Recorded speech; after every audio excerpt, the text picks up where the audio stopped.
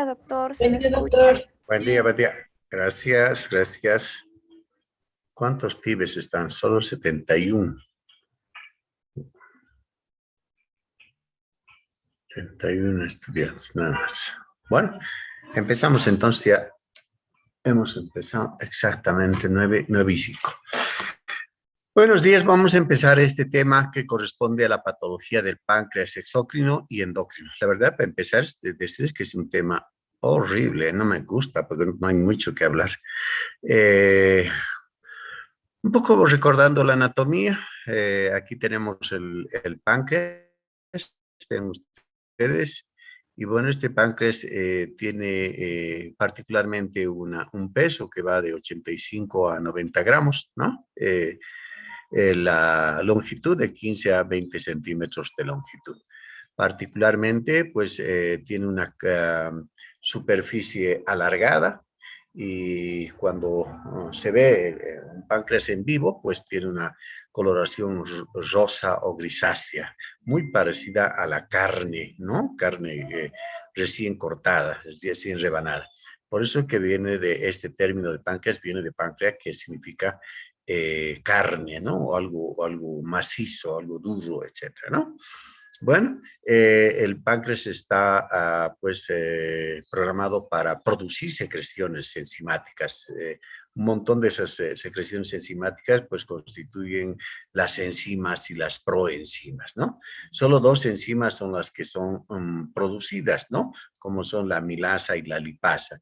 Sin embargo, el resto corresponde a formas de proenzimas. ¿Qué quiere decir? Que una vez que se secretan al lumen, tienen que tener o tomar contacto con la superficie del intestino para poder activarse. En cambio, las otras, la amilasa y la lipasa, pues solamente puede tranquilamente activarse ya, salir del lumen de este páncreas a través de este conducto y activarse. ¿Listo? Por eso la diferencia de enzimas y las proenzimas. Bueno, ¿qué más les puedo decir? La cantidad, vean, de 2 litros a 2 litros 50 o 500 en 24 horas. Mientras más haya comidas copiosas, mientras más el paciente esté estimulado a una dosis de alcohol, pues se ha de incrementar la cantidad de secreción. ¿Listo? Por eso que vamos a ver que las patologías que vienen a continuación están muy relacionadas con el alcoholismo crónico fundamentalmente, ¿no? Y resulta que acá en la superficie del intestino, pues se elaboran dos hormonas o prohormonas, así, ¿no? Si vale el término. Tenemos a la secretina y a la colcistocinina. Son dos sustancias que, miren, que van a estimular a su vez al páncreas, ¿no? A que los túbulos, estos túbulos que están en la parte interna, pues en estos ductos, lobulillos menores, etcétera, produzcan una secreción de agua y bicarbonatos, ¿no? En cambio, la colcistocinina va a retroalimentar y a producir la liberación de más enzimas y proenzimas. ¿Ven? Es un círculo, entonces, que mantiene tanto las secreciones enzimáticas, el agua, el bicarbonato, con la secreción de estas dos sustancias, la secretina y la colcistocinina, ¿no? Bueno. ¿Cuáles son esas enzimas que tenemos y que se producen acá? Enzimas como tales, la amilasa y la lipasa, que los vamos a reconocer en las patologías que vienen adelante. Fundamentalmente son las marcadoras para indicar si el paciente está sufriendo de algún proceso inflamatorio inherente al páncreas. ¿De acuerdo? Bueno, y las proenzimas tenemos al tripsinógeno, al quimiotripsinógeno, a la elastasa, a la carboxipeptidasa, a la fosfolipasa A, B y la calicreina. Son proenzimas. ¿Qué quiere decir? Que se activan siempre y cuando exista algún problema de inflamación o algún problema de obstrucción, etcétera, etcétera, ¿no? Bueno, el páncreas cumple una función exócrina a través de los acinos, lo que hemos empezado a hablar más de la función que cumple los túbulos, los acinos, etcétera, pero también existe otra función que es la función endocrina. Quiere decir que entonces que en este parénquima pancreático encontramos a estos islotes de Langerhans, que van a contener un sinfín de células, ¿no? Pero fundamentalmente células que están relacionadas con el metabolismo de la glucosa, la insulina, el glucagón, otras como la somatostatina, la gastrina, el bipoma, ¿no? Son células que están encargadas de producir el péptido intestinal. ¿Ven? Entonces, primero vamos a empezar a hablar del páncreas exócrino y sus acinos. Un poco para adentrarnos, decir que, miren, esta es la anatomía normal que tenemos en un páncreas, ¿no? Aquí tenemos el páncreas, está ubicado en esta curvatura del duodeno y tiene dos desembocaduras. La principal es esta, que constituye el conducto de Wilson, ¿no? Casi un poquito más arriba, un centímetro y medio, 2 centímetros, se encuentra otro conducto que se llama el conducto accesorio de Santorini, que precisamente corresponde al páncreas dorsal. Embriológicamente hubieron dos hojitas de un páncreas, que es el páncreas ventral, que se hace cargo del drenaje de su secreción a través de este conducto de Wills. El páncreas dorsal, este que está un poco más atrás, pues desencadena o elimina su secreción sobre este conducto de Santorini. En esta parte tenemos si vale el término, dos hundimientos, ¿no? Dos zonas importantes que se llaman la ampolla de Vater, ¿no? Fundamentalmente esta de acá, la ampolla de Vater.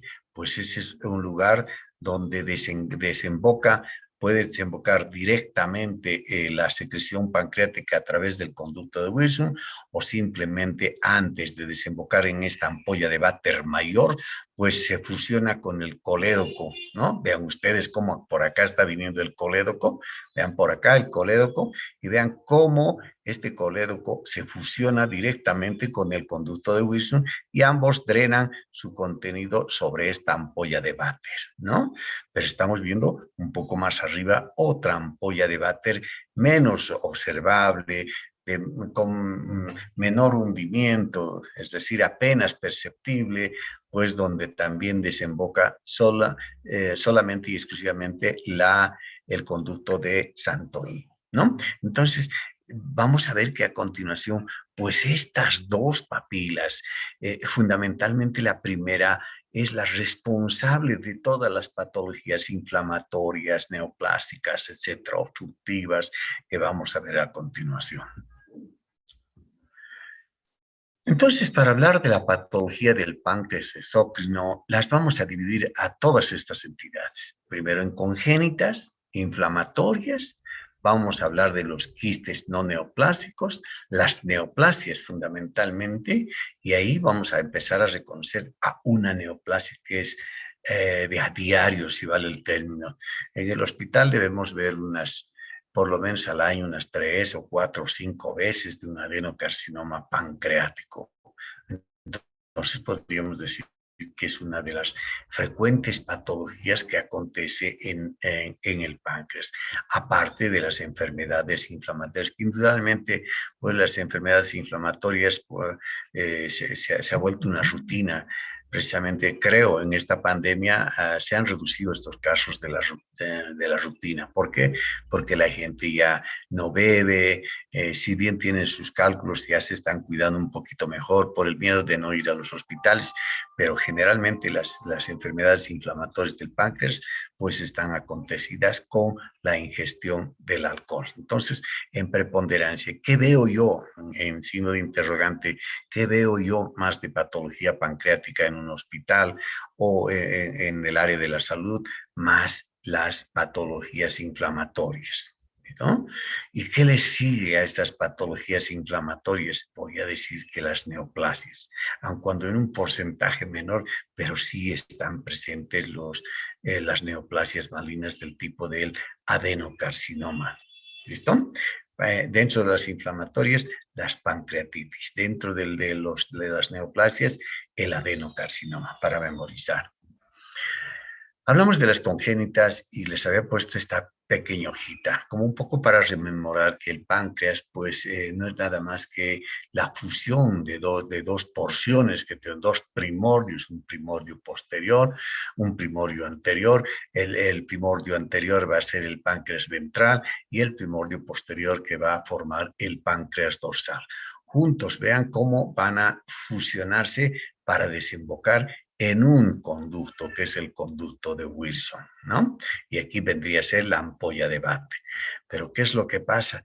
Muchas veces al momento de fusionarse, pues existen los problemas. Miren, como en este caso, tenemos la agenesia. En la agenesia, pues es incompatible con la vida. No tengo imágenes para decirle, se murió el paciente por una agenesia pancreática, ¿no? Que un individuo no tenga enzimas, que no forme enzimas, que no tenga lugar a tener islotes de Langerhans, a producir insulina, a producir glucagón y las otras sustancias hormonales. Entonces, imagínense, es incompatible con la vida la agenesia. Pero tenemos estas otras patologías que sí las observamos de vez en cuando, ¿no? Son una rareza, pero sí las observamos de vez en cuando, ¿no? Y aquí tengo, miren, aparece el páncreas diffusum, ¿no? Generalmente asociada a una pancreatitis crónica, ¿no? Pero vean ustedes cómo un conducto como el que tenemos, tiene al lado otro conducto, un poco más arriba otro conducto, ¿no? Puede ser la desembocadura del conducto de Wilson, y por acá abajo, un poco más arriba, tenemos al conducto de Wilson, ¿no? De Santorini, perdón, ¿no? Santorini y Wilson. Pero vean cómo de alguna manera el páncreas no se fusiona, estas dos hojitas no se fusionan, e independientemente cada una de ellas empieza a desembocar directamente sobre el páncreas. Entonces, cuando hay inflamaciones del páncreas, ahí se evidencia esta lesión, es, bueno, que trae muchos problemas para la gastroenterología. ¿Cómo solucionar la salida, el drenaje de la mayor cantidad si hay un proceso inflamatorio? Es más, a veces existen dos conductos al lado, pues que están también drenando esa secreción pancreática. La segunda, el páncreas anular, que bueno, entonces tenemos el primordio anterior o el primordio ventral y el posterior que, bueno, miren, lamentablemente rodean al páncreas de forma anular. Miren, rodean al páncreas y, bueno, recién se fusionan. Pero miren, un brazo del páncreas ventral, pues está rodeando esto. Puede ser el páncreas dorsal que está rodeando a todo el intestino, esa primera porción del duodeno. Se llama páncreas anular. Nos va a producir generalmente una obstrucción del duodeno. ¿Vean? Estamos empezando a reconocer el páncreas diffusum relacionado con una pancreatitis crónica, algún proceso inflamatorio crónico que haya desencadenado esta falla, esta división de conductos franca, ¿no?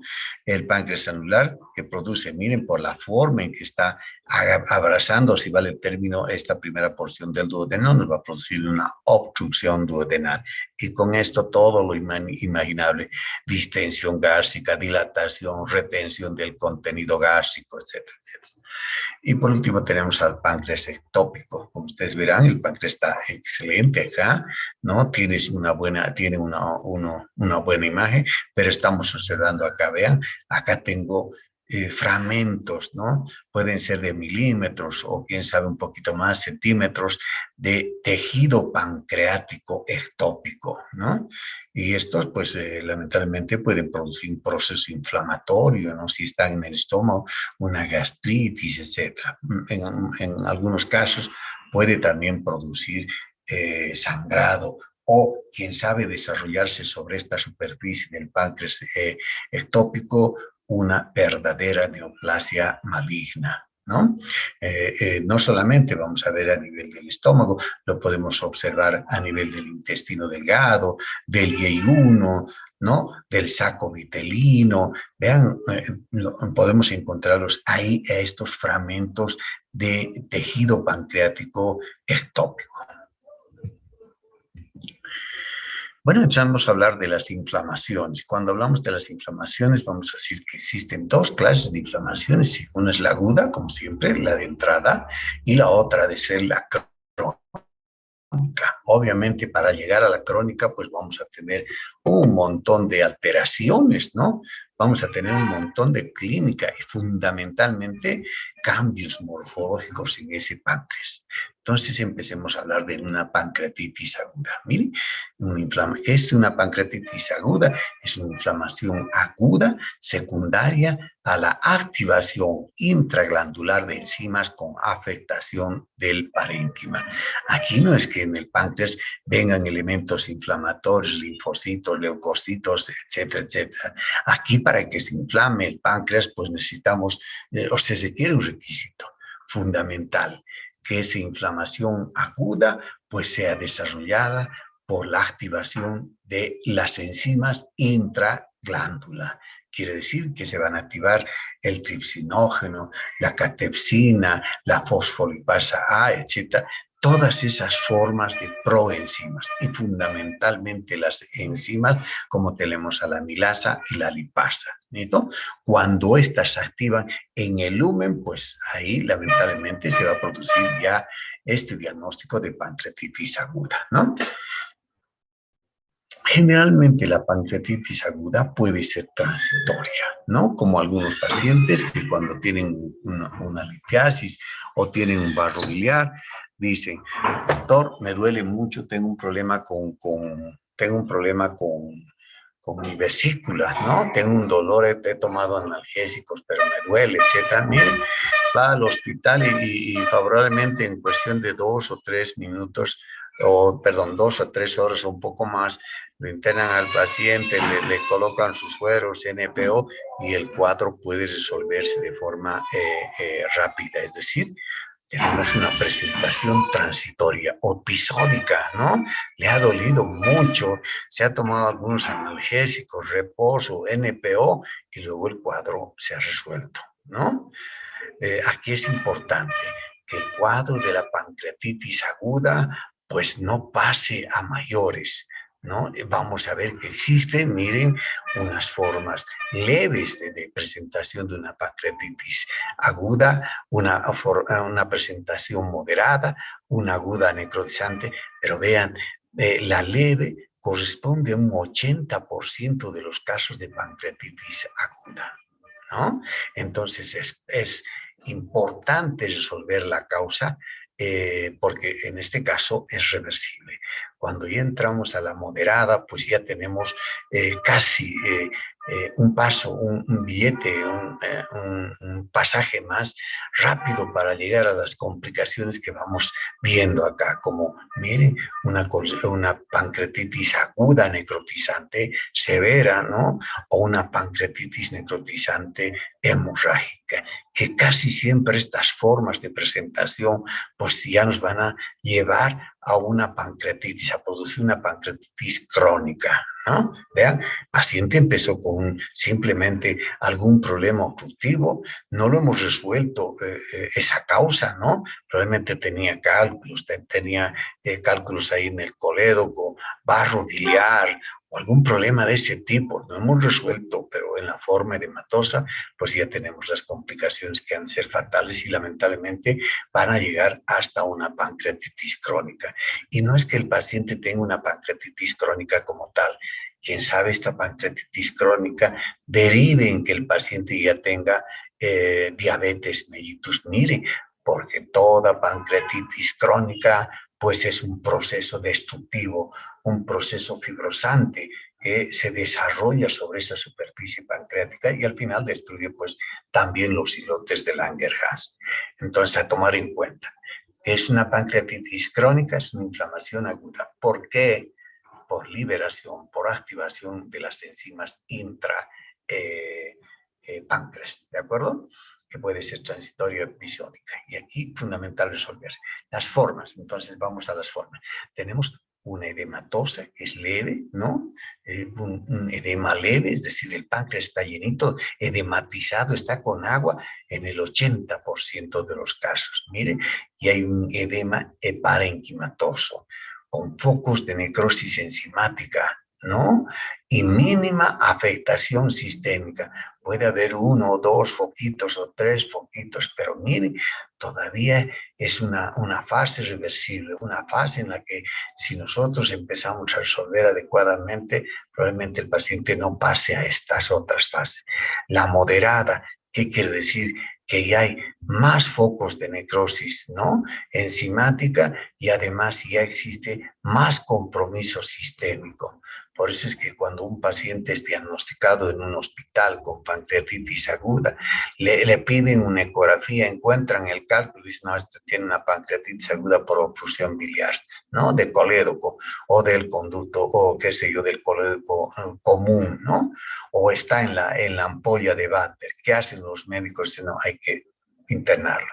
Lo ponen en EPO, sus líquidos, analgésicos, hay que sedarlo incluso al paciente y con eso el cuadro. Mientras más exista dolor, el paciente pueda, qué sé yo, percibir ese dolor que le está causando su pancreatitis, lamentablemente se activan más las enzimas, se producen en mayor cantidad las enzimas y el cuadro pues va evolucionando hasta estas formas mucho más severas, ¿no? Y miren, después de eso tenemos a la pancreatitis necrotizante, que es una presentación severa.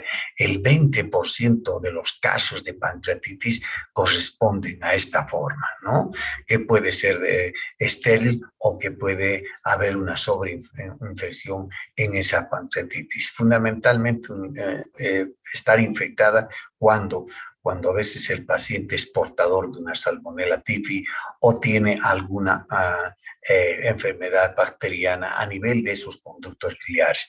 No se olviden que puede estar obstruido el conducto de Santorini, etcétera, y lamentablemente en ese sitio también pueden existir, toma contacto con la bilis que puede presentar esta flora bacteriana patógena. Y como estamos cerquita, pues esas bacterias pueden ingresar al páncreas y pueden producir además esta pancreatitis aguda necrotizante que se ve. Y por último tenemos la pancreatitis aguda necrotizante hemorrágica. Acá en la necrotizante habían ya focos de hemorragia. Acá en la edematosa habían focos de hemorragia, pero eran tan pequeñitas, tan pequeñitos estos focos de hemorragia. Pero a medida que vamos avanzando, se va cronificando, se va haciendo más severa esta lesión, pues de aquí aparecen más focos de hemorragia. Y podríamos de acá decir que en la pancreatitis aguda necrotizante, casi todo el páncreas está con una hemorragia. La hemorragia es extensa, ¿no? El diagnóstico, siempre reitero, debería de hacerse tempranamente para evitar estas complicaciones, ¿no? La incidencia, generalmente que están entre la cuarta y sexta década de la vida, ¿no? Que quiere decir que en esta edad aproximadamente, pues los pacientes son más tendientes a presentar una pancreatitis aguda porque son bebedores o simplemente ya tienen cálculos o tienen colelitiasis que pues lamentablemente son otra fuente rica para producir la pancreatitis aguda, ¿no? Variable según la población. Ustedes van a ver que más llegan a los hospitales gente de clase media o gente de clase inferior, que se han dedicado fundamentalmente a las fiestas, ¿no? Les decía, ha bajado la incidencia de pancreatitis, pero ¿por qué ha bajado la incidencia de pancreatitis? No hay fiestas, no hay alcoholismos, o sea, no hay sitios para alcoholizarse, ¿no? No hay fiestas, no hay borracheras, etcétera, y por lo tanto ha bajado esta incidencia en los hospitales, ¿no? El número de casos de 100 a 420 por cada millón de habitantes. Nomás es una patología de importancia que hay que tomarla en cuenta al momento de hacer diagnóstico y su revisión. La etiología, ¿no? Miren, la etiología, me he ido por lo más frecuente. La etiología es la litiasis biliar, fundamentalmente más en mujeres, ¿no? Eso no quiere decir que los varones no tengan, sino es mayor en mujeres, ¿no? Y pues es la causa de mayor riesgo. Ven, esta es una vesícula biliar, miren, corté, partí la vesícula biliar y lo que encuentro, miren, este barro biliar, ¿no? pegado, adherido a la superficie interna, pero fundamentalmente está mezclado, ¿no?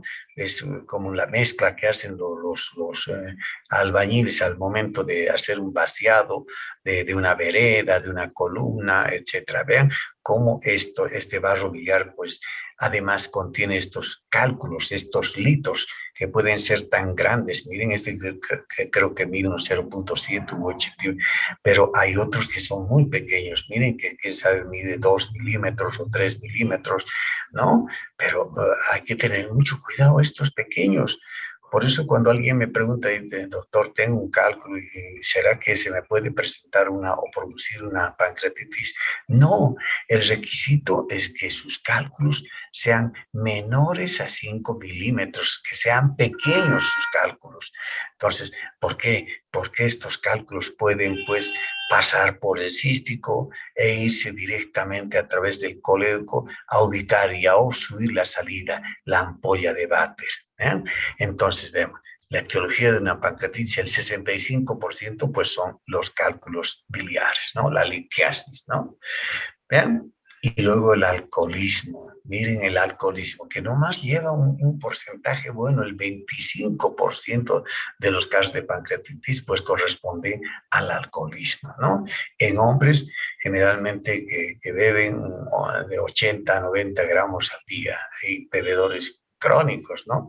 Farras, de pronto, qué sé yo, los pacientes que van a las fiestas, un poquito para recordar, ¿quién no ha ido? Hasta yo he ido, pero lo que hacemos es, pues, beber, ¿no? Bailar, alegrarnos un poco, después en la mañana o en la tarde ya llega un plato de fricasé, un chanchito, entonces estamos aumentando la grasa también, ¿no? En otras palabras, somos candidatos a presentar cálculos.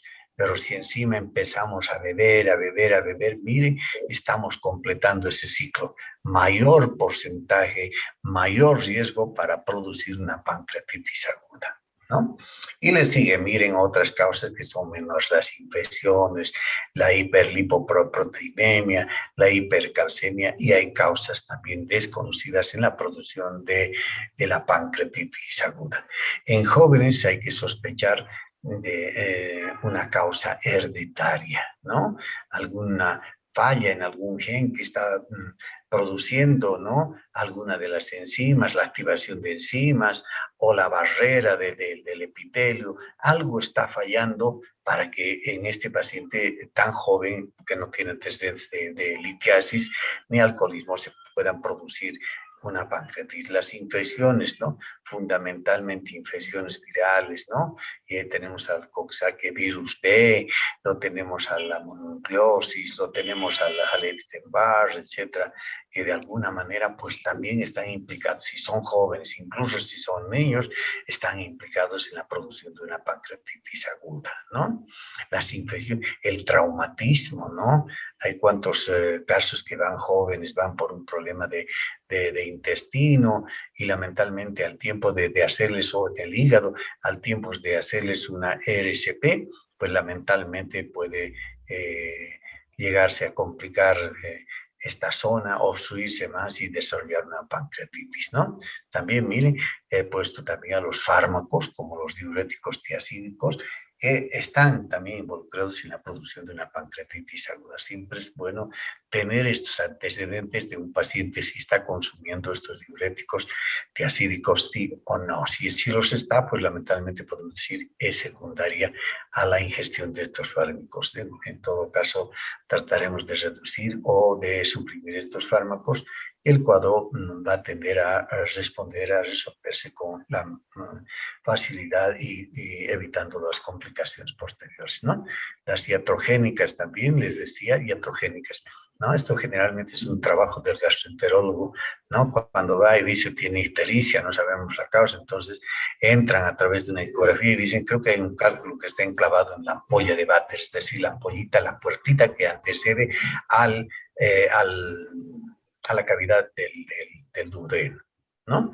Miren, entonces puede ser que al momento de hacer una papilotomía, hacer un cortecito, abren un poquito más esa puertita, ¿no? Esa esa bisagra, si ustedes quieren, que hay de salida, ¿no? De la bilis y el contenido pancreático, al hacer un cortecito, lamentablemente pueden llegar a lesionar tanto que se desarrolle una pancreatitis. Miren, pero el paciente vino por un dolor, por su ictericia, no vino por pancreatitis, pero iatrogénicamente, por alguna desgracia quirúrgica, se puede desarrollar una pancreatitis, ¿no? Solo 10 a 20% de los casos es idiopática, no se las conoce. Y en este terreno de las idiopáticas, pues se le está dando mucho, está dando palo en esta incidencia por causa idiopática, pues lamentablemente a ciertos genes que están desarrollándose ahí en el páncreas, ahí hay personas que tienen algún gen que está fallando, está mutado y por lo tanto nos está produciendo una activación de enzimas o por lo tanto no está produciéndose una barrera o por lo tanto no está produciendo cierto grado de obstrucción. Dentro de ellas están un 10 a 20%. Pero ya saben ustedes, la gran mayoría corresponden a cálculos biliares. Le sigue el alcohol.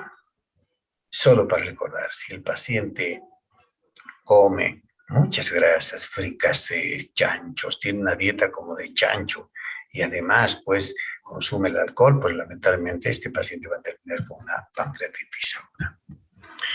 La fisiopatología de una pancreatitis. ¿Cuál es la fisiopatología? Aquí tengo un poquito rememorando la histología del páncreas, ¿no? Aquí tenemos los acinos, vean, aquí tengo un acino, ¿no? Y aquí tengo un conducto, vean, aquí tengo un conducto, pues la secreción de este acino pues va por este conducto, perfecto. Entonces, me voy a entender la fisiopatología, cómo funciona y qué es lo que se produce ahí dentro del páncreas. Litos decía, menores o igual a 5 milímetros. Si el paciente, le han hecho una ecografía al paciente y de pronto tiene unos cálculos y dice, hay barro biliar y hay cálculos de 2 a 3, 4 milímetros, pero también hay otros cálculos de 1 centímetro, pues es un paciente de preocupación, ¿no? Mientras el paciente diga, me hago operar, que no, que voy a salir mal, que dice que no es bueno cuando uno se hace operar, voy a tomar matecitos, voy a tomar un montón de cosas, ya no voy a comer. Pero el paciente tiene su barro y tiene sus microlitos, ¿no? Entonces, es paciente candidato ya nomás a ser operado. Porque si uno de estos calculitos sale por el cístico y se va al colédoco, puede que salga, puede que lo elimine a través de la ampolla de váter y salga normalmente con las heces. Bueno, sería una maravilla, pero la mayor parte de las veces estos microlitos quedan atrapados en ese ducto, ¿no? Del colédoco, del colédoco y común, ¿no? De la desembocadura antes de la ampolla de váter. Entonces, vean, cuando hay estos problemas, lamentablemente se desarrolla esto. La presencia de estos cálculos en esa parte distal, muy cerca entre el colédoco y el páncreas, la desembocadura, pues lamentablemente pueden inducir a la producción de la colcistocimina, ¿no? Que es de origen intestinal, ¿no? ¿Qué hacen? Estas van a estimular a las células acinares, a estas células acinares. Luego, entonces, estas células acinares van a liberar la hidrolasa lisosomal, ¿no? Activan a la catepsina B. Estas van a producir a la liberación de las enzimas en mayor cantidad, en mayor proporción, como son las proteasas, el tripsinógeno, el quimotripsinógeno, la carboxipeptidasa, la fosfolipasa A y B, la elastasa y fundamentalmente la amilasa y la lipasa. No es que estas no se liberen, se liberan todos los días de nuestra vida, pero se incrementan cuando hay la presencia de un estímulo, ¿no? Fuerte, permanente, consecuente, ¿no? De la presencia de un cálculo en esa vía común, ¿no? Y miren, hay la otra, que es la secretina, que va a estimular a las células ductales, estas que están acá en el ducto, las que están llevando el contenido enzimático y proenzimático, ¿no? Miren, ¿qué van a producir estas células ductales van a producir agua y bicarbonato. Van a hacer de que estas células liberen más agua, liberen más bicarbonato. Así como que quisieran tamponar el contenido de estas enzimas como son la amilasa y la lipasa y además de las otras proenzimas, ¿no? ¿Qué pasa con el alcoholismo? Mire, en el caso del alcohol, la degradación metabólica del alcohol se degrada y se produce el acetoaldehído y los ácidos grasos. Mire, como esta de forma también directa estimula a la hidrolasa lisomal, ¿no? Vean, por las dos vías. Si un paciente tiene cálculos y bebe, pues estamos frente a un camino bien ancho para que este paciente empiece a desarrollar una fisiopatología de la pancreatitis aguda. El ácido acetoaldehído y los ácidos grasos inducen factores de transcripción proinflamatorios, ¿no? Mire, y estos factores de transcripción, mire, indirectamente, ¿qué produce? Directamente, ¿qué produce? Contracción del esfínter de Oddi. ¿Se dan cuenta? O en otras palabras, si nosotros queremos que se abra la puerta para que estas enzimas salgan, ¿no? Para que el barro biliar salga o el cálculo, la bilis salga, lamentablemente, miren cómo hace el alcohol. Nos va a cerrar esa puerta de salida. Nos cierra, obviamente, como se está estimulando, imagínense ustedes, es una bomba de tiempo.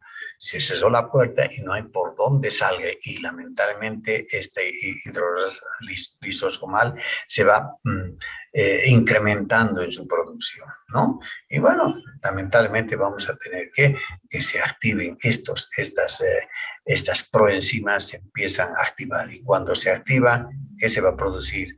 Lesión de los vasos sanguíneos, lesión de los conductos. En otras palabras, se va a producir una necrosis intrapancreática.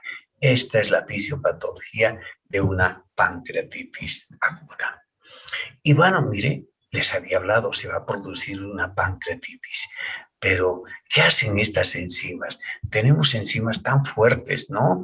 Miren como el tripsinógeno, el quimotripsinógeno, proenzimas, perdón, la carboxipeptidasa, la fosfolipasa, etc. Miren qué hacen. Se activan dentro del páncreas. Todavía no sabemos cuál es el mecanismo exacto de su activación, pero se activan intrapancreáticamente, dentro de las glándulas.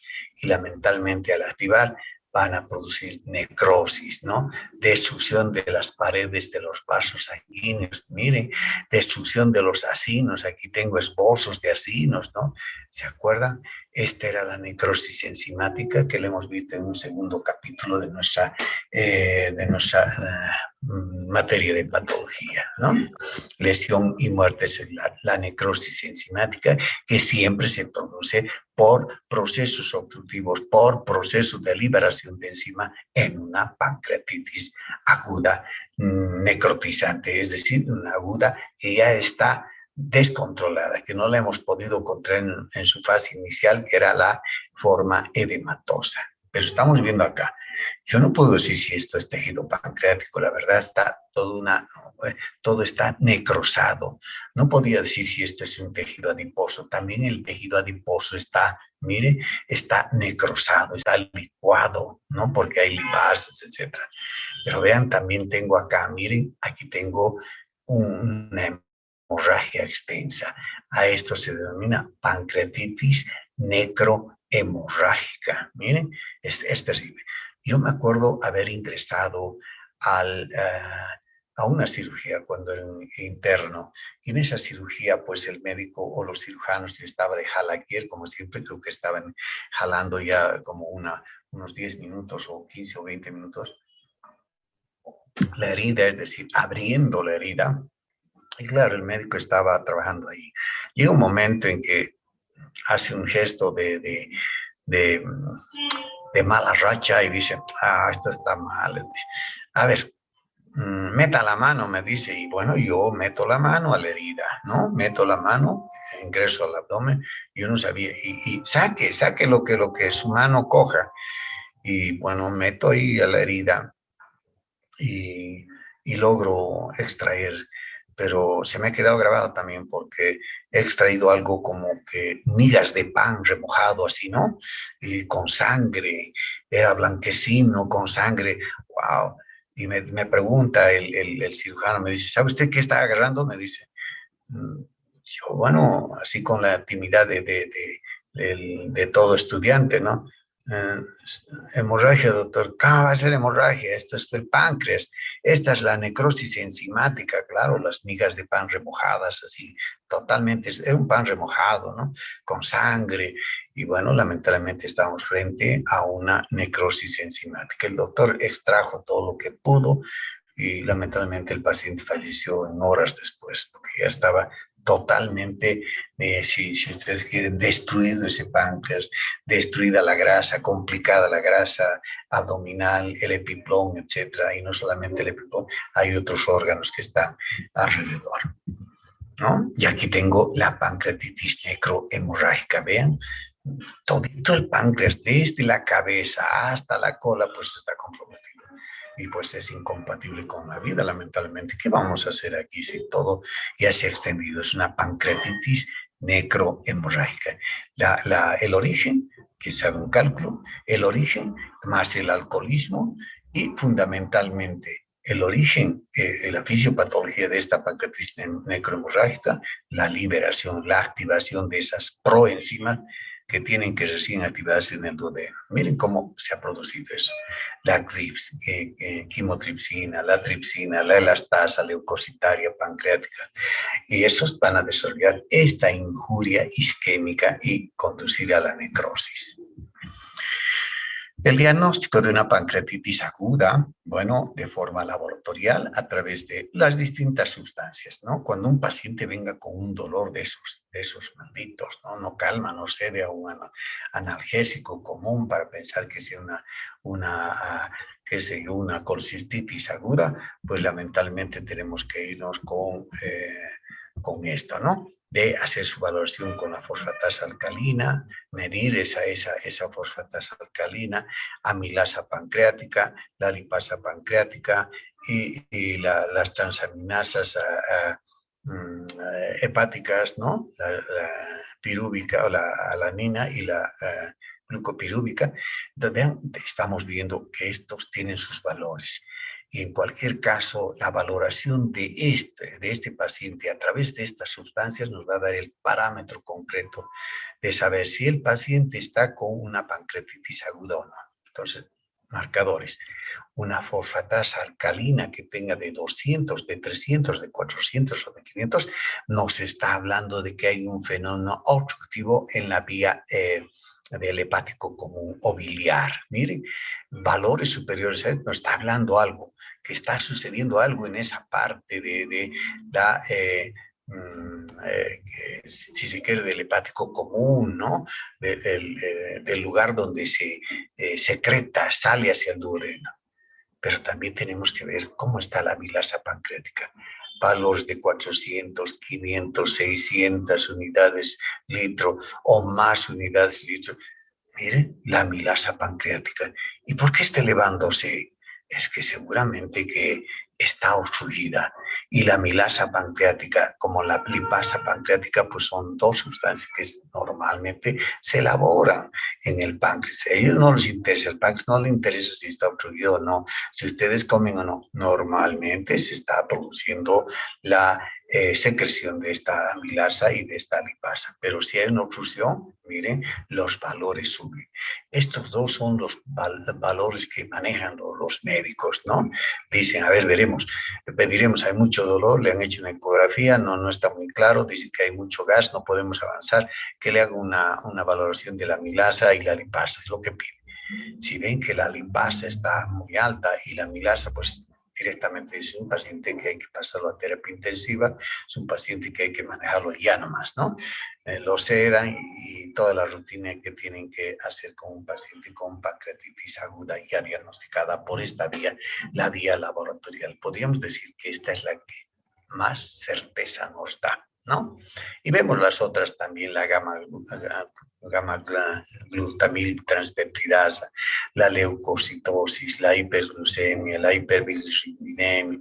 Si vemos que es un paciente que nos viene histerítico, es decir, amarillo, entonces hay que ponerse ahí, tiene mucho dolor. ¿No será que tiene un cálculo ahí que está obstruyendo el hepático común, la ampolla de Vater, y con esto está presentando pues sintomatología pancreática? Probablemente. Generalmente la clínica de una pancreatitis aguda va con un dolor en cinturón, ¿no? Irradiado a la espalda. Es la clínica típica. Doctor, me duele, si toda la cintura me duele y me duele la espalda. Cuidado, cuidado, es un paciente que probablemente nos está haciendo o nos va a hacer ya una pancreatitis. Hay náuseas, vómitos persistentes, le han colocado, qué sé yo, antiespasmódicos, a pesar de eso ponía intravenosa, a pesar de eso persisten los vómitos, se le ha distendido el abdomen como que si no hubiera ido al baño y estuviera hinchado todo ese abdomen, hay fiebre, hay taquipnea, dificultad para respirar, hay una taquicardia. Y fundamentalmente, estos dos signos que son categóricos de hablar de que hay un problema de pancreatitis, el signo de Cuyen y el signo de Grey-Turner. ¿Qué es el signo de Cuyen? Es la hemorragia que se presenta, la equimosis periombligo, alrededor del ombligo. Revisan al paciente y ven una equimosis como que si hubiera tenido un trauma o una hemorragia en esa zona alrededor del ombligo. No, es un signo de Cuyen positivo. Y podríamos decir que este signo de Cuyen positivo nos ayuda a entender de que este paciente tiene un problema de pancreatitis aguda. Quien sabe ya está haciendo una pancreatitis mucho más seria, una pancreatitis necrotizante severa, ¿no? Mire, porque ya hay hemorragia. Y el signo de Grey-Turner también hay una hemorragia, pero ya en flancos, decía, los costados, en el dorso, en la espalda, en la parte baja, en la región lumbar.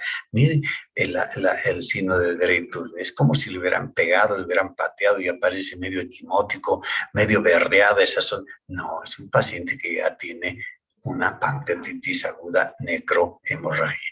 Tener pacientes con esta clínica, pues, es de sumo cuidado, ¿no?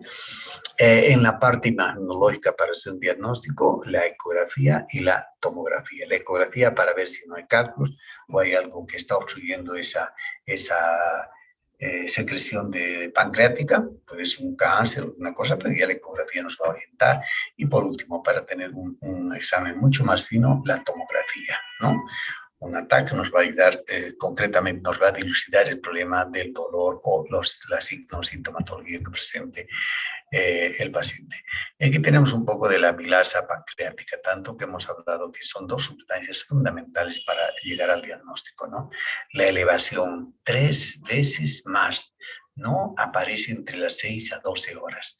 Cuando veamos que nuestro paciente no mejora los dolores, a pesar de haberle colocado analgésico, siguen los dolores, los síntomas, ¿no? Y además vemos que el paciente parece llegar a un estado de shock. Miren, hay que hacer esta valoración, ¿no? La especificidad de un 90% y la sensibilidad de un 95%. ¿Qué más entonces para diagnosticar una pancreatitis? Solo pedir una amilasa pancreática, que puede persistir de 2 a 5 días con valores muy altos, ¿no? La lipasa más específica de un 96% con una sensibilidad del 94%. Una elevación temprana y dura más días. Cuando hay una alteración de la relación lipasa-amilasa y esta relación sea mayor a 2, sugiere una pancreatitis aguda alcohólica, ¿no? Alcohólica. Y bueno, las transaminasas pirúvica y oxalacética mayor a 150 sugiere pancreatitis aguda de origen biliar, 95% de los casos, ¿no? Raros casos, a pesar de presentar pancreatitis aguda, muestran valores normales. Miren, entonces, si estamos observando acá, los exámenes de rutina que deberíamos de pedirle es una amilasa pancreática, lipasa y después las transaminas para ver si no hay compromiso del componente hepático.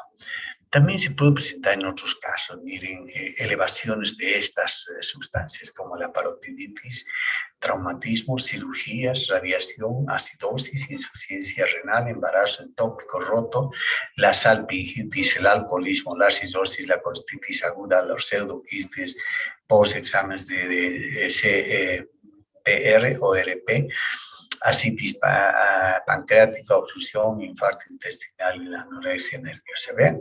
Entonces también se encuentran elevados. Pero esto tenemos que irnos, pues, nada más y nada menos que hacer todo un examen clínico. No es nomás confiarse mucho en estas sustancias, ya que estas tienen buena sensibilidad, pero también hay que hacer una correlación con la clínica que ustedes tengan en un paciente. ¿Cuáles han de ser las complicaciones? Y aquí va lo importante. ¿Qué complicaciones? Mire, nosotros podemos tener complicaciones locales, es decir, en el propio páncreas o alrededor del mismo, ¿no? Y pueden haber sistémicas, ¿no? Por eso una pancreatitis aguda lamentablemente empieza acá y termina acá. Si es que no determinamos la causa, no tratamos la causa. Mire, dentro de los locales un edema importante, ¿no? La colección líquida que se pueda producir alrededor o intrapancreáticamente, una necrosis de la grasa, una necrosis hemorrágica, los pseudoquistes, ¿no? Que pueden ser agudos, y por último que estos puedan abscedarse y producir contenidos purulentos, ¿no? Las complicaciones sistémicas, miren, agudas, el shock, la falla multiorgánica, el síndrome de distrés respiratorio agudo, la telestasia, el edema, derrame pleural, la necrosis tubular renal, la coagulación intravascular diseminada y el abdomen agudo. ¿Por qué el abdomen agudo? Porque lamentablemente toda esa necrosis ha pasado la barrera del páncreas y empieza a digerir la grasa abdominal, ni siquiera la grasa, sino los órganos, huecos que están alrededor de ese páncreas, ¿no? Mire, y lamentablemente podemos llegar a este abdomen casi una gran parte de los pacientes, pues que han empezado con un dolor de aquellos que no calma, no se analgésicos, lamentablemente, si tenemos todos esos signos, van a terminar en estas complicaciones. Entonces ya tenemos en cuenta que los pacientes con pancreatitis aguda lamentablemente tienen que entrar a terapia intensiva. Y si no hay terapia intensiva, imagínense, es un paciente candidato a una falla multiorgánica múltiple. Está fallando los pulmones, está fallando los riñones, está fallando la coagulación, está fallando órganos que están inmersos ahí en ese abdomen, pues la falla de ser multiorgánica. Por lo tanto, podríamos decir que muchos de los pacientes que entran a terapia intensiva, lamentablemente de esos muchos no han de salir de terapia intensiva por el grado de compromiso que tengan estos pacientes, ¿no?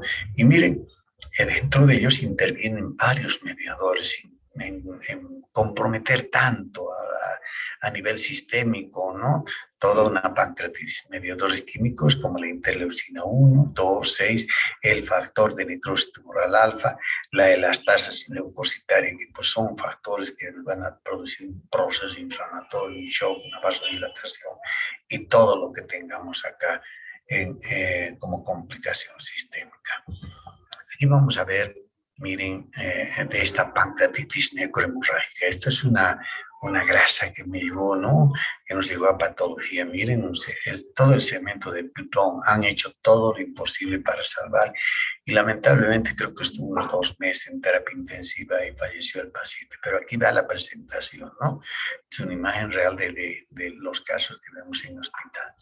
Miren, lamentablemente una pancreatitis necrohemorrágica, bueno, la fosfolipasa A, las proteasas, etcétera, hidrolizan a los triglicéridos. Ojo, las hidrolasas están destruyendo el tejido, miren, y lamentablemente aquí vienen las lipasas, ¿no? Las proteasas, etcétera, que van digeriendo, ¿no? Van de alguna manera destruyendo al tejido adiposo, además de la necrosis, ¿no?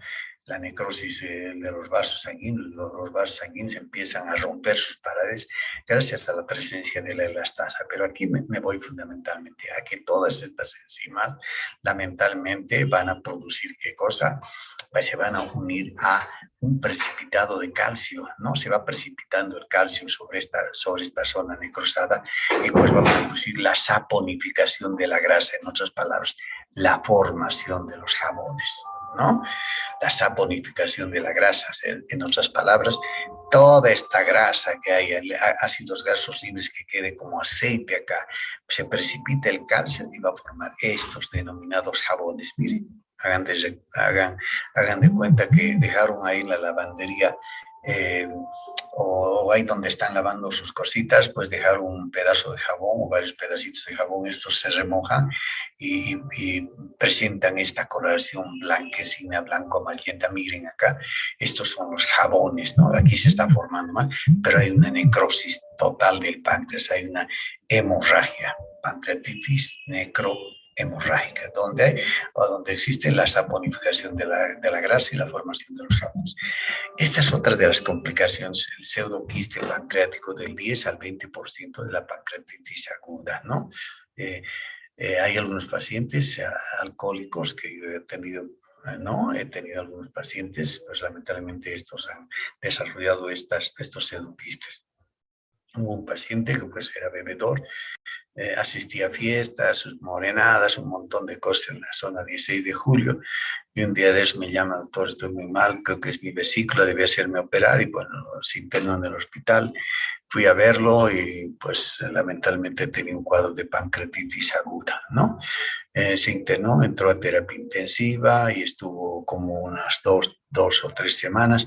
Salió de allá, pero ya tenía otros, le hacían valoraciones, ecografías constantes y miren lo que en ecografía encontraron, ¿no? Dijeron ahí hay pseudoquistes, es decir, aparecían burbujas alrededor o por encima o por detrás de su páncreas, ¿no?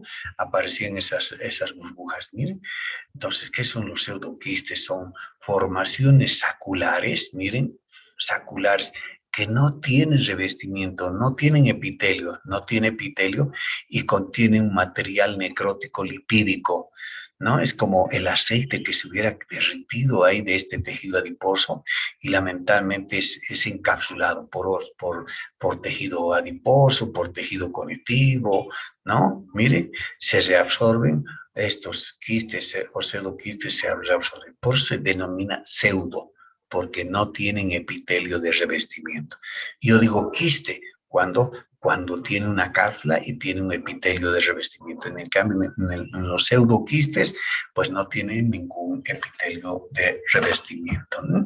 Pueden ser solitarios. El tamaño, vean ustedes, aquí tengo uno, aquí tengo dos, generalmente son solitarios, o quién sabe, esto se ha tabicado, haya sido uno grande y ahora se está empezando a tabicar, se está empezando a dividir.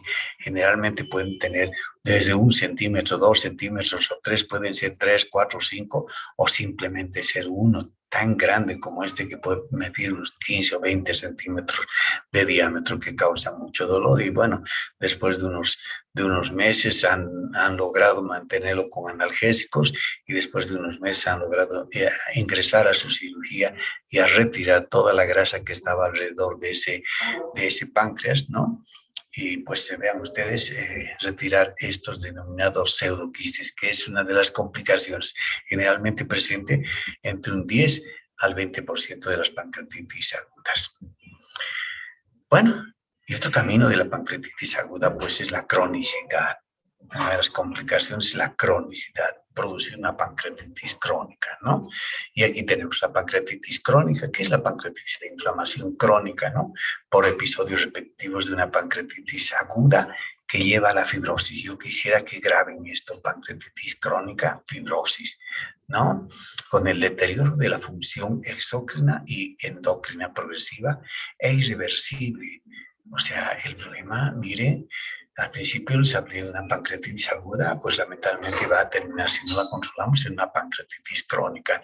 Y la pancreatitis crónica, que nos va a producir como otras complicaciones sobre diabetes mellitus, mire, la diabetes o quién sabe otros problemas hormonales dependientes de la secreción del páncreas, mire, la pancreatitis crónica, pues nos está produciendo qué cosa, en otras palabras, una cicatrización, una destrucción progresiva de los islotes de Langerhans, del propio páncreas exócrino, etcétera, ¿no? Progresiva e irreversible. Predominio en varones, la causa más frecuente, el alcohol. El alcohol. Y van a ver ustedes son jovencitos todavía ahora, van a ver que los hospitales pues están con aquellos pacientes bebedores, ¿no? Aquellos que pertenecen a fraternidades o aquellos que de pronto cada viernes le echaban un trancazo, terminaban el domingo. Vean, son pacientes que tienen mucho que hablar del alcohol y por lo tanto el abuso del alcohol, pues el que de alguna manera nos va a desarrollar una pancreatitis crónica. Formas de etiopatogenia. Miren, tenemos una pancreatitis crónica obstructiva, las formas, la etiopatogenia obstructiva, cálculos o un carcinoma ductal en el caso más fatal de los casos, ¿no? Carcinoma ductal, una pancreatitis crónica no obstructiva. Tenemos aquí dentro de esta, se va al alcoholismo crónico, a dietético, a la herencia, genes del PCI, el SPINK1, la fibrosis quística, ¿no? Enfermedades que hemos visto en la lactancia y la niñez, ¿se acuerda?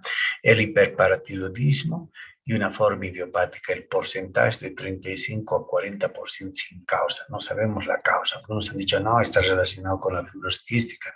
No, hay genes de deficiencia del PCI o el SPINK que producen la liberación de estas enzimas. ¿Cuál será la causa? Pero hasta el momento sigue en el terreno de la idiopática, ¿no? Es decir, no hay antecedente de alcoholismo, no hay una dieta rica en grasa, no hay esto, pero tiene o desarrolla una pancreatitis crónica, ¿no? Luego tenemos una pancreatitis crónica eosinófilia, que generalmente esto es una enfermedad que no solamente los eosinófilos pueden inflamar, sino producir una enfermedad mucho más seria. Pueden afectar el estómago, gastritis eosinófila, pueden inflamar el intestino, enteritis eosinófila, ¿no? O en el caso también puede ser que sea una autoinmune, una pancreatitis crónica autoinmune, que se hayan desarrollado linfocitos que se han desarrollado anticuerpos contra el páncreas, pero de forma crónica. Aquí tenemos una imagen de una pancreatitis crónica. Miren ustedes, aquí yo tengo algo de tejido, miren, algo de tejido, ¿no? Que pertenece al páncreas, ¿no? Aquí, pero hay otras zonas duras ya, ¿no? Miren, zonas duras. Miren, no nos tratamos, este páncreas está reduciendo su efectividad funcional. ¿Por qué? Porque está siendo reemplazada por esta fibrosis, por estas cicatrices, ¿no? Pancreatitis crónica. La clínica, generalmente los pacientes con pancreatitis crónica desarrollan dolor, esteatorrea, ¿no? Síndrome de mala absorción, la diabetes, la vitaminosis B12 y la formación de pseudoquistes que también se presenta en la forma aguda, ¿no? El diagnóstico rayos X, la ecografía, TAC, resonancia, cuando la resonancia no es importante, pero el TAC y la SPR o CRP, que son fundamentales para llegar a determinar por qué se está produciendo esta pancreatitis crónica. Y las pruebas funcionales también, que en este caso laboratoriales. Dentro de las neoplasias que acontecen ahí en el páncreas, ¿no? Tenemos neoplasias quísticas y neoplasias sólidas, ¿no? Neoplasias quísticas, ¿cuáles han de ser? Aquellas que nos van a producir quistes. Aparte, ojo, estamos viendo que los pseudoquistes no son neoplasias, ¿no? Cuando yo hablo de quísticas, tiene que haber un epitelio. Miren acá, tengo al cista adenoma seroso, tiene epitelio. No es un epitelio columnar simple o pseudoestratificado, ¿de acuerdo? Que va a producir un líquido claro. En otras palabras, son quistes, son burbujas, pero con un epitelio. Generalmente es de grado benigno, ¿no? Son benignos. Generalmente también se presenta más en las mujeres de la tercera edad. Una segunda forma es la neoplasia mucinosa quística. Miren, la neoplasia mucinosa quística, que puede ser un cistoadenoma o un adenocarcinoma mucinoso. El grado ya es de intermedio a malignas. O sea, miren, si alguien me dice que ha tenido una lesión quística y le han hecho la biopsia, hay que corroborar si es cistoadenoma seroso, una neoplasia mucinosa quística, una neoplasia mucinosa papilar intraductal o un tumor sólido. Pero vean, tenemos en la mucinosa esta forma de presentación, también en mujeres de la tercera edad, ¿no? Neoplasia mucinosa papilar intraductal de grado variable, intermedio y maligno, generalmente en varones de la tercera edad.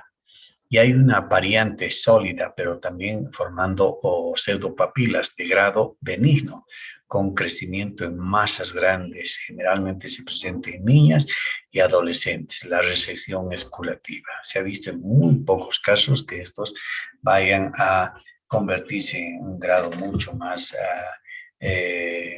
más invasor y por lo tanto que tenga un límite de malignidad en el crecimiento de estas lesiones, ¿no?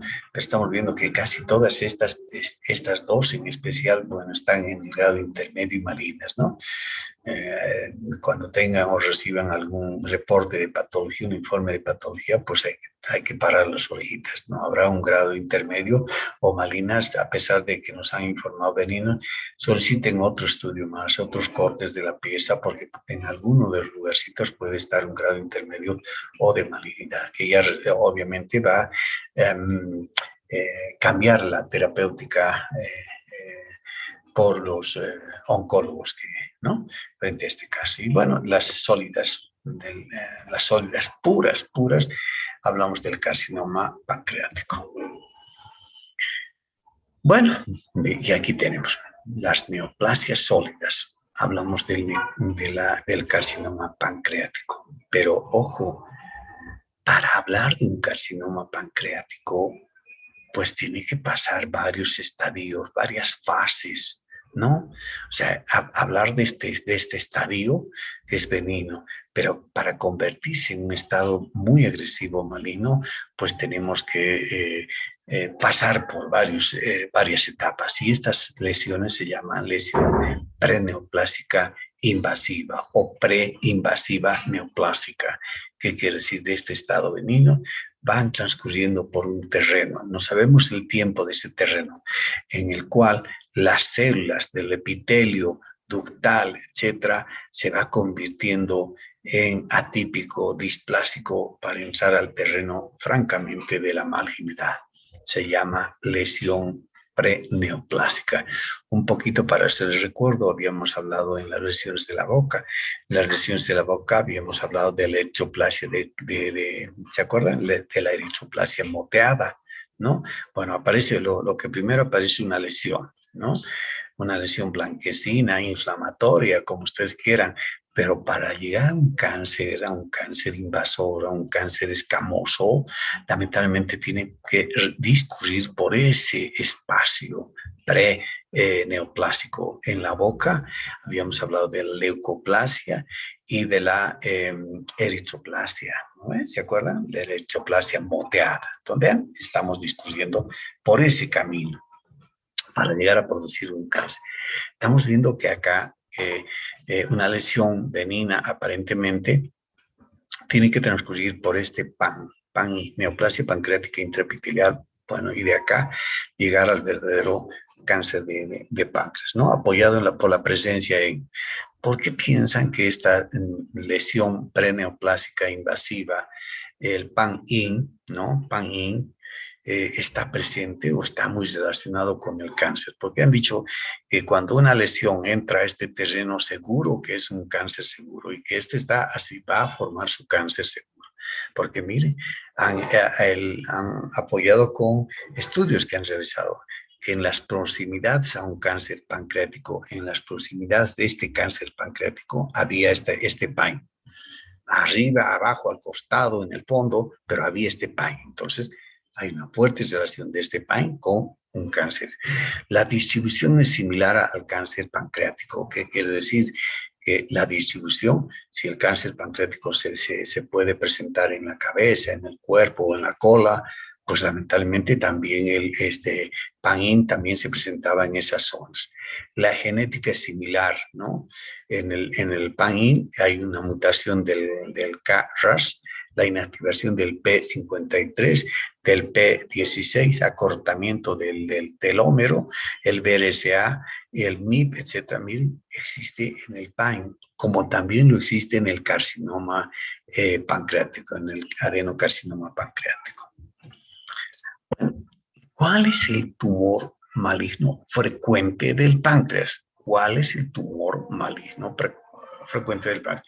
El adenocarcinoma ductal es el más frecuente. O sea, es ese cáncer que nace en los ductos, ¿no? En los túbulos, en aquellos donde se produce agua y bicarbonato. Precisamente ahí empieza a originarse este adenocarcinoma. Ojo, ya les he dicho, les vuelvo a reiterar, que un adenocarcinoma no se presenta así por así, sino que hay una lesión precursora y ¿se llama qué? Lesiones VIP, ¿no? O sea, previas a que se presente un cáncer, que lo hemos pasado, acabamos de pasar. Miren, ahora tenemos lo siguiente. El 60% de los casos del adenocarcinoma se presentan en la cabeza, el 15% en el cuerpo, ¿no? El 5% en la cola, en porcentaje, ¿no? Pero vean, tenemos en el cuerpo y en la cola. La diferencia clínica de estos es el siguiente. Vean, aquí hay un ducto, ¿no? Pero vean lo siguiente. Generalmente este cáncer de la cabeza del páncreas es el que da fundamentalmente, tempranamente, signos y síntomas. ¿Cuál es? Ictericia. Hay dolor e ictericia. El paciente tiene dolor e ictericia. Va a hacerse una ecografía, deben ser mis cálculos. Se encuentran cálculos ahí en la vesícula biliar, pues están felices. Pero al momento de revisar el páncreas, hacer la ecografía del páncreas, dicen, observa una masa alrededor del colédoco, muy cerca del duodeno, está en la ampolla de váter. Miren, están precisando de que ya esa masa tiene 2, 3 centímetros, es sólida, ¿no? Y bueno, ya están precisando de que sea, sea de cabeza de páncreas. Este tipo de cáncer de cabeza de páncreas, pues es el que mayor ictericia provoca. Y temprana ictericia provoca, paciente amarillo, etcétera, y no saben la causa, han ido a hacer su ecografía de vesícula biliar, pero si tenía 2 cálculos, ese cálculo, pero no ha sido eso, sino que este paciente está desarrollando un adenocarcinoma de cabeza de páncreas, ¿no? 15% en el cuerpo y en el 5% en la cola. Estos son los silentes. Lamentablemente ha habido un colega, un gran maestro que estuvo también entre nosotros, un caballero de esa gente gentleman antigua que trabajaba en el hospital también, que estuvo bien plantado y después de 2, 3 semanas sabemos que se interna en terapia intensiva, le han hecho todos los exámenes y pues lamentablemente tenía un cáncer de cabeza de páncreas. Violento, violento. En cuestión de un mes, un poquito menos o más, no recuerdo muy bien, pero ha fallecido el paciente, ¿no? Porque estaba obliterando totalmente. Empezó con ictericia y pues miren cómo evoluciona. Tenemos otros casos que vienen con dolor, y bueno, le hacen la ecografía si su páncreas está bien, sin embargo, había tenido un cáncer en la cola del páncreas, ¿no?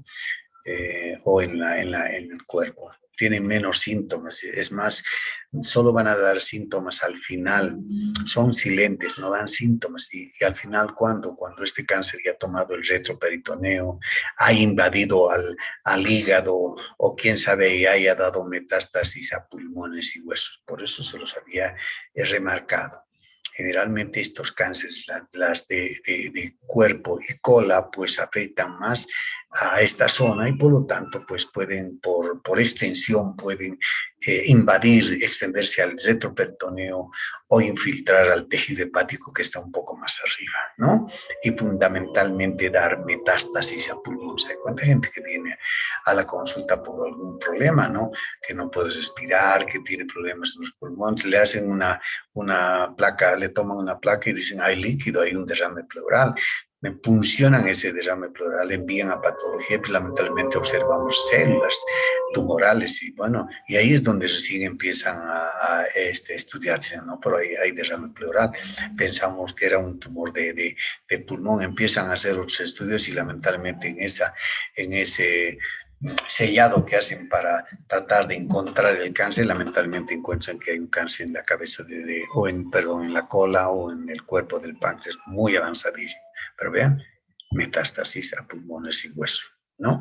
Y fundamentalmente estos casos de cáncer de cuerpo y de cola, pues fundamentalmente debutan con esto, con el signo de Troceau, ¿no? Algunos dicen el síndrome de Troceau, ¿no? Que nos va a dar la tromboflebitis migratoria, que es el signo de Troceau. Hay que distinguir, hay un signo que es del carpo, dolor en el carpo, ¿no? Por una contractura de los músculos que están alrededor del carpo. Una presión leve puede despertar dolor a nivel del carpo, pero me refiero a este signo. Hay un signo que se relaciona con la contractura y el exceso de dolor a nivel del carpo, ¿no? Cuando se hace una compresión mínima en esa zona, ¿no? Tomar la presión en esa zona con un tensiómetro, pues se hace una presión en esa zona y esa puede hacer una contractura del carpo. No me refiero a ese signo de troceado, me refiero al signo de que aparece la tromboflebitis migratoria, ¿no? Que se va a producir este síndrome de Troceau también, ¿no? La tromboflebitis migratoria. ¿Qué quiere decir? Se van formando trombitos en la pierna, en la entrepierna, en el brazo, y luego al día siguiente desaparece, ¿no? Uno dice, me duele las venas, sí, está duro en esta zona, el paciente dice, está dura esta zona, o el brazo está duro, y al final, ¿qué tenemos? Miren, estamos debutando ya con algo que nos está diciendo, creo que tienes un cáncer en alguna víscera, y lamentablemente esta tromboflebitis migratoria pues está relacionado con un cáncer de páncreas o un cáncer extendido al retroperitoneo. Miren, esa es o algunos debutan con diabetes, ¿no? Diabetes, no, nunca han tenido diabetes, nunca han estado con ese cuadro, pero de pronto empiezan fatiga, cansancio, no saben la causa, dolor en esa zona, les hacen la glicemia, pero si usted tiene diabetes, lamentablemente ahí habían estado desarrollando un cáncer en estas zonas. ¿Listo? Otras variantes aparte del adenocarcinoma, pero le estoy poniendo más más frecuente. ¿Listo? Otras variantes. El carcinoma de células acinales, ¿qué quiere decir? Ya no están naciendo en los ductos, sino están naciendo en los acinos, ¿no? En esas células que producen simógeno, enzimas, etcétera, en esas células acinales. Carcinoma adenoescamoso, es una forma de donde hay glándulas y hay escamas, un carcinoma indiferenciado tipo osteoclástico o de células gigantes. Es un cáncer en la que aparecen células gigantes, ¿no? Como osteoclastos. Wow, ver eso y uno dice es un carcinoma indiferenciado tipo células gigantes u osteoclástico, ¿no? Y una variante aún mucho más rara. Les voy a ser muy claro. Nunca he visto. Y se llama pancreatoblastoma. Por lo menos no he visto, ya estoy tan viejo y pues no he visto esta lesión. Lactantes, se presenta más en lactantes, niños y adolescentes. Malignos, son malignos, pero tienen una mejor tasa de sobrevida que el cáncer ductal pancreático. Solamente eso puedo decirles, ¿no? Que las células son blásticas, son tipo embrionarias, ¿no? Esas células que empezaron a iniciar la formación de este páncreas, lamentablemente esas células embrionarias son las que pueden desarrollar este tipo de pancreoblastoma. Mi humildad, nunca he visto. No podría decir el porcentaje. Hablamos del páncreas endocrino. Acá tenemos que, pues, hablamos de los islotes de Langerhans y miren, tenemos casi cerca a 1 millón de islotes de Langerhans en tejido pancreático de una persona adulta, ¿no? De una 30, 35 años de edad. Bueno, miren, 1 millón de islotes. Cada islote tiene 150 micras de diámetro y cada islote tiene 300 células. Estas células están comprendidas de mayor a menor. Más células beta, células alfa van disminuyendo, gamma, PP, D1 y enterocromatins. ¿Ven? la mayor cantidad de estas 300 células, podríamos decir 250, 260, corresponden a las células beta. ¿Listo? Beta. Ahora bien, cuando está fallando el páncreas endocrino, podemos tener síntomas y signos, pero inespecíficos. Miren, la diabetes. Bueno, dice que está fallando. Ah, debe ser, estás mal del páncreas. Perfecto. Puede tener úlcera péptica, es que tú comes mucha comida ácida, puede ser. Estás estresado, puede ser. Puede que tenga hematemesis, ¿no? Vómitos de sangre. Puede que tenga dolor. ¿Y por qué no agregar aquí las melenas, no? Puede ser. Pero estos síntomas son específicos. Solo el de la diabetes nos orienta a decir que parece que está fallando tu páncreas endocrino. Recordamos un poco, las células tenemos a la beta que nos va a producir la insulina y generalmente está relacionado con la producción de la diabetes mellitus tipo 1 y tipo 2, ¿no? En esto, ¿y qué va a producir, qué va a hacer, qué trabajo hace la insulina? La insulina nos va a producir normalmente hipoglicemia, nos reduce los niveles de glucosa. Ante la ausencia, pues tenemos la diabetes. O sea, niveles altos de azúcar, hiperglicemia. Normalmente la insulina, el trabajo que tiene es producir hipoglicemia, producir la degradación intracelular de una molécula de glucosa, la glucólisis, nos va a almacenar en el hígado la gluconeogénesis o la glucogénesis hepática y favorece además la síntesis y almacenamiento de lípidos. ¿Vean? Tiene harto que ver la insulina. Ante su ausencia, diabetes mellitus. El alfa-glucagón nos va a producir hiperglicemia, glucogenólisis hepática, neoglucogenosis hepática. ¿Ven? Estas son la somatostatina está relacionada con el crecimiento, el factor TP, el gastrinoma o la gastrina, pues está relacionado con la secreción ácida por el estómago. El BIP está relacionado con el trabajo de los vasos sanguíneos y fundamentalmente de la regulación hídrica. Diabetes. Tenemos dos tipos de diabetes, diabetes tipo 1, tipo 2, y hay una tipo monogénica, ¿no? O sea, que puede batir entre ser tipo 1 y ser tipo 2, ¿no? O presentarse esto como estamos viendo en la monogénica, ser una diabetes juvenil de inicio en la madurez. Esta es una diabetes juvenil, la tipo 1. Pero, ojo, tiene este cuadro, sin embargo, empieza a manifestarse cuando ya es maduro, ¿no? No tiene una dieta rica en carbohidratos, tiene una buena dieta. Entonces, ¿qué pasó? No es obeso, ¿qué pasó? Quién sabe tenga este tipo monogenético, homogénica, para producir su diabetes, ¿no? Hay otras diabetes que son más raras, la diabetes mitocondrial, la diabetes asociada a la mutación del gen de la insulina y su receptor. Pero vayamos de lleno a hablar de la diabetes tipo 1, ¿no? En la cual existe un déficit absoluto, nada, never, mana, nica, anigua, ¿no? No hay insulina. ¿Pero por qué no hay insulina? ¿A qué se debe que el páncreas no me produzca insulina? Que sus células beta pues estén ausentes o sí estén presentes, pero no tienen la capacidad suficiente para producir insulina.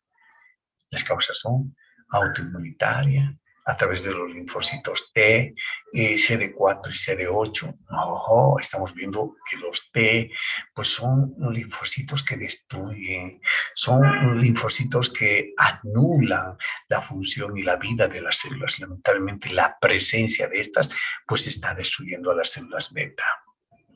Puede haber activación de citocinas como el factor de necrosis tumoral gamma y la interleucina. Como ustedes verán, son también células que lesionan a las células beta. Pueden formarse autoanticuerpos, ¿no? Como las enfermedades autoinmunes contra las células beta. Miren, todos estos elementos nos van a producir esto característicamente.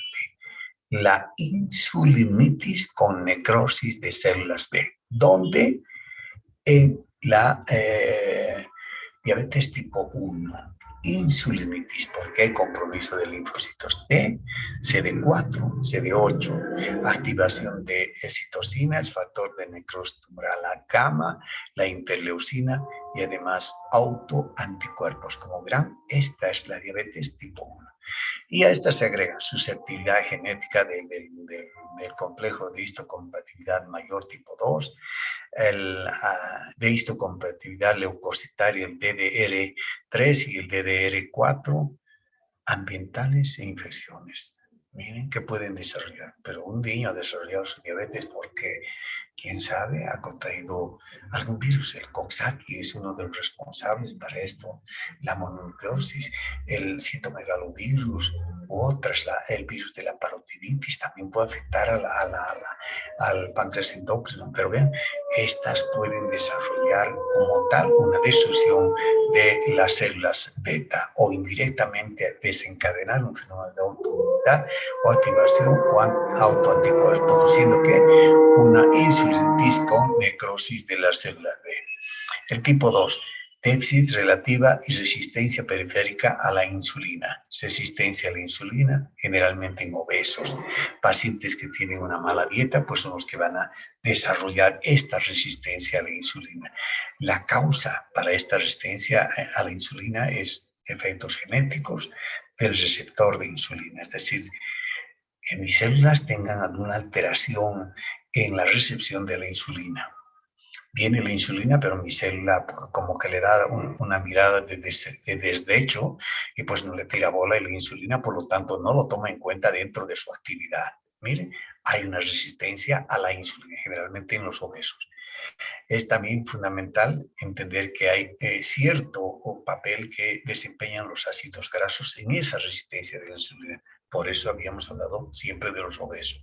Y fundamentalmente también el papel de las adipocinas, que pues todo obeso está incrementado y alterado el papel de estas adipocinas. Vean, esto con respecto a la resistencia de la insulina. Y por último tenemos a la disfunción de las células B, ¿no? A demandas cuantitativas y cualitativas, ¿no? ¿Qué quiere decir? Mayor cantidad de demanda, ¿no? Mayor número y menos número de células, mayor número de pedidos de insulina y menores trabajadores produciendo ese pedido cuantitativa y cualitativa. ¿Cuál es la cantidad ideal de insulina que necesita mi cuerpo? ¿No? Estos dos elementos obviamente están alterados cuando existe una disfunción de las células B. No se me olviden entonces, en el tipo 2, resistencia a la insulina y disfunción de las células B, generalmente relacionado con los obesos o con aquellas personas que tienen alteraciones en la nutrición o tienen problemas dietéticos, ¿no? Y la otra, que es mucho más rara. Entonces, la tipo 1, insulinitis, más parece ser autoinmunitaria, ¿no? Más parece activación de linfocitos T citotóxicos, que esas células beta están siendo destruidas por nuestro sistema inmune, desencadenados por factores ambientales e infecciones virales. Y acá, en el déficit de tipo, o en la diabetes tipo 2, resistencia a la insulina, obesos, disfunción de células B en su forma cuantitativa y cualitativa de trabajar, de producir la insulina. Morfología, mire, pancreáticas. Estamos viendo las complicaciones. ¿Qué complicaciones nos va a traer una diabetes mellitus? No me importa si sea tipo 1 o tipo 2, pero van de haber complicaciones. Pero vean, en pancreáticas, en el mismo páncreas, ¿qué complicaciones, qué alteraciones van a tener? Más en el tipo 1, reducción del número y el tamaño de los islotes. Claro, porque la tipo 1 es producida de forma inmunitaria, es decir, linfocitos T que van a destruir, van a bajar el número y van a, obviamente, reducir el tamaño de cada uno de los islotes de Langerhans. Correcto, este concepto ya más o menos me sella lo que he aprendido en la diapositiva anterior. En el tipo 2, miren, el tipo 2 no intervienen los linfocitos T, más bien existe un depósito y una sustitución de los islotes de estas células B, porque por un material amiloide. Mire, este material amiloide también lo hemos visto, creo, en nuestra segunda clase, lesión y muerte celular. Pues lamentablemente este material amiloide es una proteína, ¿no? Proteína que muy parecida al almidón, ¿no? Una proteína acidófila que se deposita sobre ciertos tipos de tejidos que están alterados. Mire, amiloide. También este amiloide podemos encontrar depositado, claro, obviamente no es el mismo, pero se parece en estructura química, se parece en su coloración, en su depósito. Podemos encontrar la presencia de este amiloide. ¿Dónde? En esa enfermedad en la que uno se olvida mucho, en la enfermedad de Alzheimer. ¿De acuerdo? En la enfermedad de Alzheimer también podemos tener depósitos de almidón o de amiloide a nivel del sistema nervioso central, en el cerebro, ¿no? En los núcleos de la base, etcétera, etcétera. Pero vean, la amiloidosis. Y aquí estamos viendo que en el tipo 2 es más bien un depósito y sustitución de los elementos formadores de las células B por este material amiloide. Estamos encontrando la diferencia. En la tipo 1 más es inmunitario, en la tipo 2 parece más metabólico.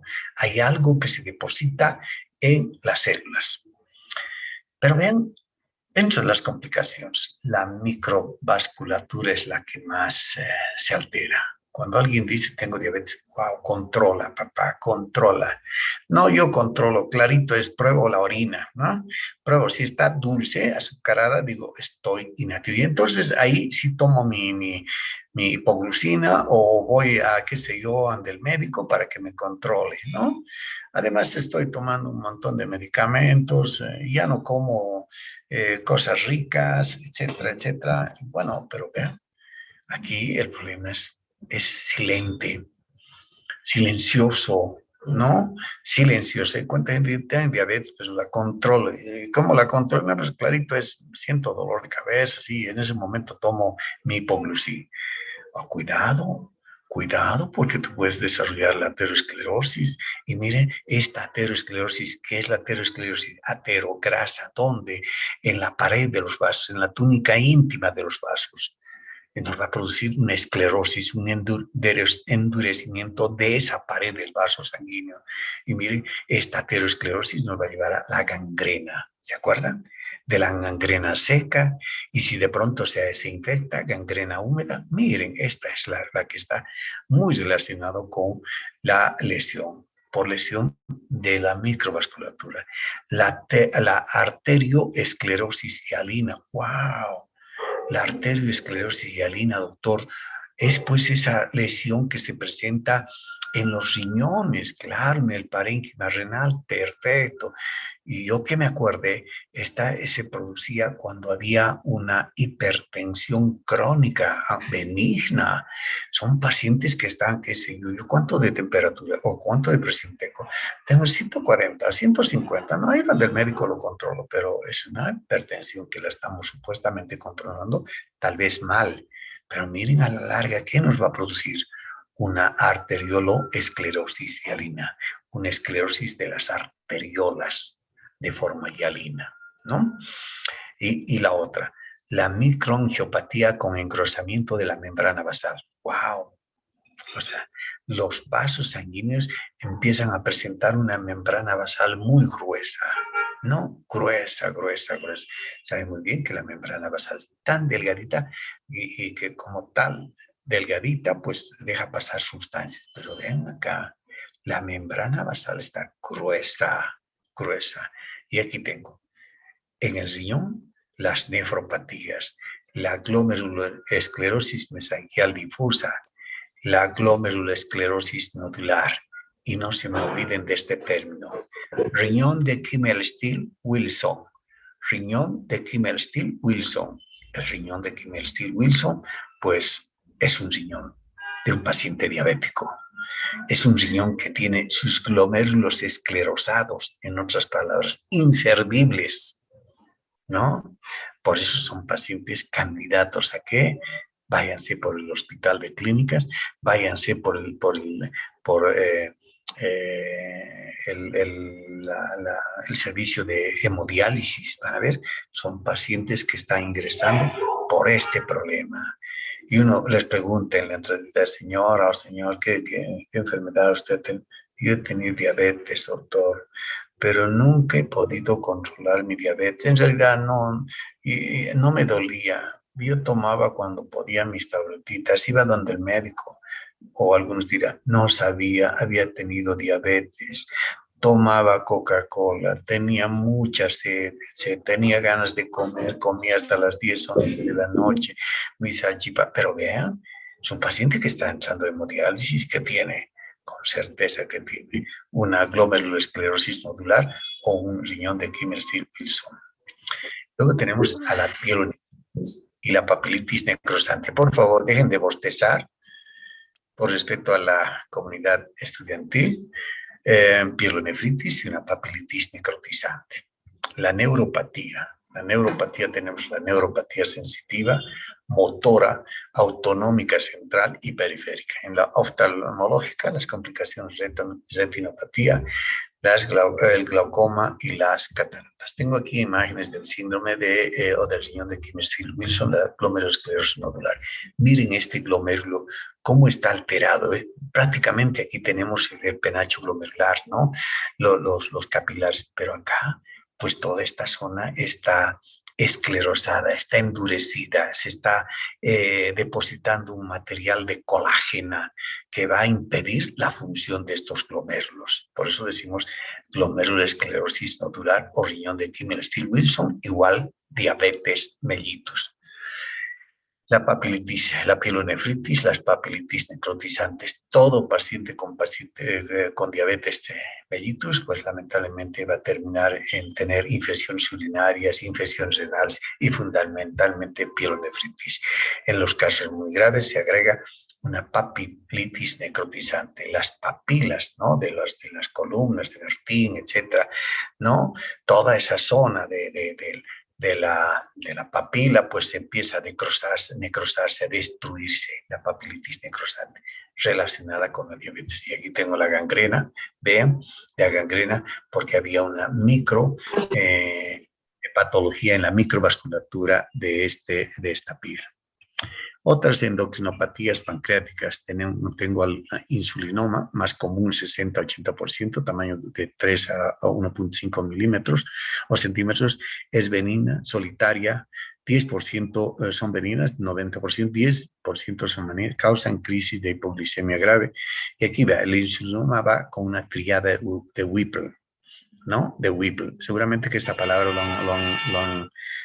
han grabado cuando han hablado en patología de intestino, la enfermedad de Whipple, que no es nada más que la acumulación de histiocitos por la presencia de una bacteria ahí en la lámina propia del intestino. Pero estamos hablando de esta triada de Whipple relacionada con el insulinoma. Aquí existe una afectación de la conciencia y convulsiones, una glicemia en ayunas menor a 50 miligramos por decilitro, un alivio con ingestión de glucosa. Es el insulinoma que nos da esta triada de Whipple.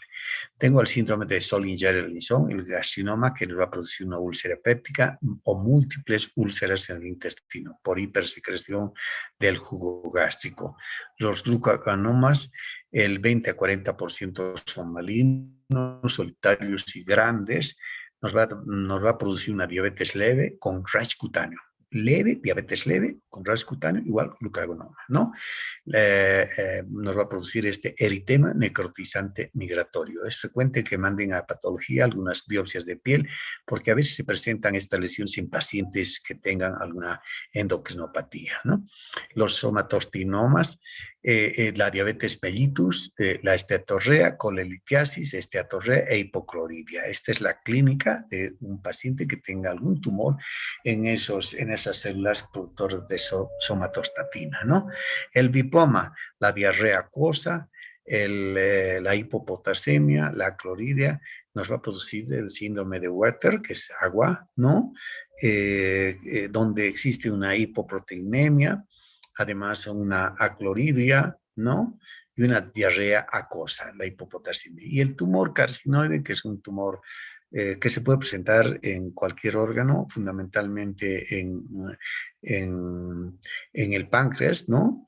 O en el vértice de un apéndice secal. Es un tumor muy agresivo, de un comportamiento incierto, y a veces cuando se llega a diagnosticar, lamentablemente ya el tumor está dando metástasis en otros sitios, ¿no? Neoplasias, tengo al microadenoma menor a 0,5, son asintomáticos, macroadenomas, insulinoma, tumor con potencial maligno, carcinoma de bajo grado, carcinoma de células pequeñas que se puede presentar en esta zona del páncreas endocrino. Y bueno, con eso quiero decirles muchas gracias. Y ya sé que estaban bostezando, estaban tratando de pues, terminar la clase. Quiero decirles muchas gracias. Espero no dejarles ahí en la nebulosa.